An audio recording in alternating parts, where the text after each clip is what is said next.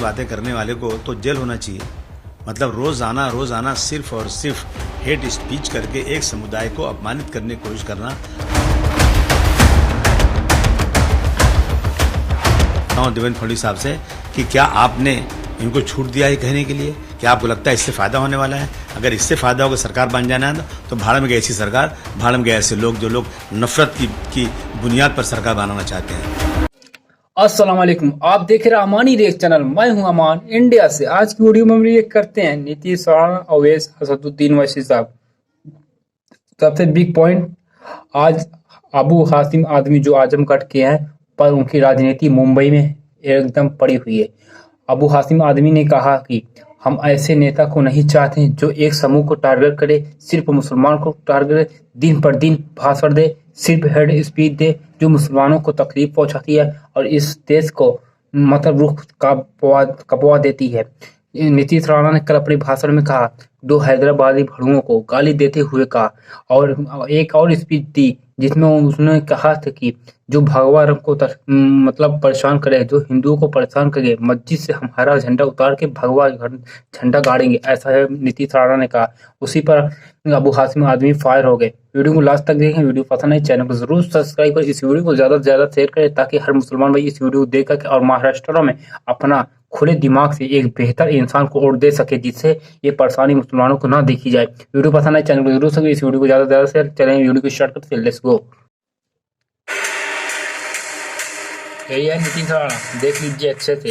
आपकी जिम्मेदारी वोट हम एक अच्छे इंसान से दे ताकि ये मामला हमारे बीच में ना आए। एक समुदाय को अपमानित करने की कोशिश करना।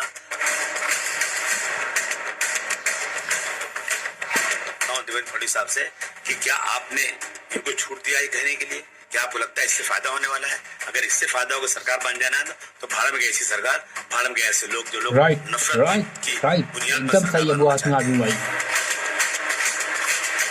हर टाइम एक समूह को टारगेट, सिर्फ एक समूह। क्यों ऐसा? लड़कियों के अंदर भी तो है ना, वो एक्शन के रिएक्शन हो जाता है, एक्शन नहीं कर रहे हैं। अगर कोई मुसलमान ऐसा करता है तुरंत एक्शन रिएक्शन होता है, तुरंत गिरफ्तारी होती है। पर इन लोग की गिरफ्तारी कब होगी? आप कमेंट जरूर बताएं, आपकी राय क्या है? महाराष्ट्र के रत्नागिरी में एक फिर से नया विवादित बयान दिया है। उनका कहना है कि अगर हिंदू लोगों को छेड़ा जाएगा, भगवा झंडे को छेड़ा जाएगा, तो जितने भी मस्जिद है वहां से हरे झंडे हटाकर भगवा झंडा लगा देंगे। इस तरीके के भड़काऊ भाषण उन्होंने दिया है। हमारे साथ बात करने के लिए महाराष्ट्र समाजवादी पार्टी के अध्यक्ष और विधायक अबू आजमी जी हैं। सर, जब एक संविधान पद पर बैठने वाले दिमाग ऐसा हो सकता है तो लगातार दिमाग कैसा हो सकता है? आप लोग सोचिए, कमेंट जरूर और कमेंट आप आगे जरूर जाके बताएं। उन्होंने दिया है रत्नागिरी में। इसको किस तरीके से देखते हैं? कह रहे हैं अगर हिंदुओं को छेड़ा गया, मुसलमान कभी छेड़ता नहीं है। कहाँ छेड़ा? आप जो है आप जबरदस्ती बोले जा रहे हो उस तरह से। हम तो मुसलमान तो हिंदू मुस्लिम की एकता पे हमेशा विश्वास रखता है, गंगा जमुनी तहजीब पे विश्वास रखता है। और आप बोले जा रहे हो क्या सीएम साहब, क्या हमारे आदरणीय देवेंद्र फडणवीस साहब इसकी भाषण नहीं सुन रहे हैं? इस तरह की बातें कर रहा आदमी, इस तरह की बातें करने वाले को तो जेल होना चाहिए। जी आप भी मतलब रोजाना सिर्फ और सिर्फ लोग को हेट तुरंत आप स्पीच लोग को करके एक गिरफ्तार कर समुदाय को देना अपमानित करने चाहिए। की कोशिश पर एक करना। समूह को और फिर इतनी अगर यहाँ से तकलीफ कोई क्यों जवाब देते हैं आएगा आप लोग? तो फिर उस पर केस दर्ज करना आप मुंबई और के छोड़ सीएम देना। है, ये तो मैं सोचिए समझता आप हूँ कि हिंदुस्तान की एक बहुत बड़ा खुदा बेहतरीन मजाक हो सिटी रहा से है आप कानून लोग का। सीएम है। मैं निवेदन करता हूँ देवेंद्र फडणवीस साहब से कि क्या आपने इनको छूट दिया है कहने के लिए? क्या आपको लगता है इससे फायदा होने वाला है? अगर इससे फायदा होगा सरकार बन जाना है तो भाड़ में गए ऐसी सरकार, भाड़ में गए ऐसे लोग जो लोग नफरत की बुनियाद पर सरकार बनाना चाहते हैं। ये कोई मतलब नहीं हुआ। आप इनकी अगर आप सचमुच भारतवर्ष के संविधान को मानते हैं तो तुरंत इनकी सिक्योरिटी हटा दीजिए इनकी, और इनको जो है ना आतंकवाद के केस में बंद कीजिए, क्योंकि आतंक फैला दे चारों तरफ। सिर्फ बम ब्लास्ट करना, टारगेट करके एक समूह को मारना, ये मतलब आतंकवाद नहीं है। ये भी आतंक फैलाने के नहीं हो सकती क्या? तुरंत ऐसे लोगों की जुबान बंद कीजिए। जब सुप्रीम कोर्ट ने कहा कि 100 वोटों केस होना चाहिए हेड स्पीच के ऊपर, तो 3 केस इन पे हुआ है। उस केस का मतलब क्या होता है? उससे क्या होता है? आप ऐसा केस कीजिए जिसमें जमानत ना होने पाए। और मैं एक बार नहीं 50 बार ये कह चुका हूँ कि अगर इस तरह के केस के ऊपर, इस हेड स्पीच के ऊपर किसी देवी देवता, किसी मंदिर मस्जिद, मुस्लिम इस तरह की बातें करने वाले को अगर आप टेररिज्म के कानून बंद करेंगे तो फडणवीस साहब, मैं आपकी बहुत इज्जत करता हूँ। देश में आपके महाराष्ट्र या पूरे देश में जो है ना 60 से 70% लॉ एंड ऑर्डर की सिचुएशन खत्म हो जाएगी। सर, अभी नीतीश राणे ये भी कह रहे हैं कि जो हमारे गणपति के विसर्जन होते हैं या दूसरे जो निकलते हैं उसमें आप लोग पत्थरबाजी करते हैं। क्या कभी किसी हिंदू ने उर्स का जो निकलता है जुलूस, उसके ऊपर कहीं कोई पत्थरबाजी किया है, या दूसरा कोई आयोजन होता है उसमें कोई पत्थरबाजी करता है? तो ये चुनौती दे रहा है कि नवरात्र में अगर विसर्जन के दौरान कहीं कुछ किया गया तो फिर किसी भी ताजिया और किसी के जो है उर्स के मेले को हम लोग सुरक्षित जो जुलूस जाती है नहीं जाने देंगे, इस तरीके की लाइन। ये झूठ बोलते हैं, बहुत बड़ा झूठ बोलते हैं। कभी भी मुसलमान किसी गणपति या किसी भी ऐसी रैली पर जो हिंदू भाई निकलते हैं, पत्थर मार ही नहीं सकता है, कोई सवाल ही पैदा नहीं होता है। लेकिन जब आप मस्जिद के बाहर आकर वहां डीजे बजाएंगे जोर से और मना करने पर आप कहेंगे कि मस्जिद में घुस करके झंडा लगाऊंगा, इमाम को निकाल के मारेंगे, कुरान शरीफ जलाएंगे, ऐसे वाकयात जब होते हैं ना तो फिर एक्शन का रिएक्शन होता है। सोचोगे गलत, कभी हम नहीं सोचेंगे, आप कभी नहीं। मुसलमान हिंदू, मैं डर के नहीं बोल रहा हूँ इनसे क्या डरूं मैं, इनसे डरूंगा क्या?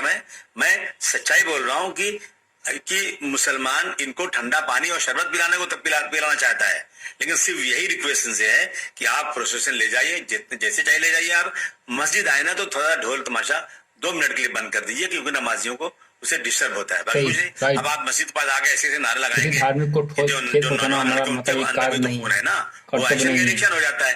एक्शन नहीं कर रहे हैं, एक्शन का रिएक्शन हो रहा है, एक्शन ये लोग कर रहे हैं। लेकिन सर वो तो कह रहे हैं एक्शन सामने की तरफ से आ रहा है, और जो राष्ट्रवादी मुस्लिम है, जो देशभक्त मुस्लिम है, वो उनके खिलाफ नहीं है। नीतीश राणे या जो उनकी सोच है वो उसके खिलाफ नहीं है। जो जिहादी सोच के मुसलमान है या जो देश में अशांति फैलाना चाहते हैं, ये चुनौती उनके खिलाफ है। ये लोग जानबूझकर अपने आदमियों से पत्थर फेंकवाकर मुसलमानों का नाम लेते हैं। मुसलमान कभी पत्थर मार ही नहीं सकता।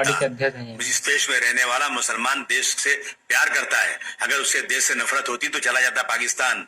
उसके बाप दादाओं ने पाकिस्तान को लात मारा और भारतवर्ष के जिंदाबाद नारा लगाया है। ये लोग जो है ना सिर्फ और सिर्फ जो है रोज छेड़ रहे हैं। कुछ ऐसा कहे कि ये लोग कुछ बोले, आप एक्शन मत कीजिए, कोई एक्शन नहीं होने वाला नहीं। इसके लिए आप किसको जिम्मेदार समझते हैं सर? जो एफआईआर दर्ज हो रहे हैं और कोई कार्रवाई नहीं हो रही है। देवेंद्र फडणवीस भी जो है लगातार सारी चीजों को मॉनिटर कर रहे हैं, उप मुख्यमंत्री के साथ गृह मंत्री भी हैं, कैसे देखते हैं? मेरा कहना है ना, मैं देवेंद्र फडणवीस साहब की बहुत इज्जत करता हूँ, बहुत सम्मान करता हूँ। अगर ये सब नफरत के बल पर सरकार बने ना तो ऐसी सरकार नहीं कही जाती। ऐसी सरकार बना के फायदा भी नहीं है।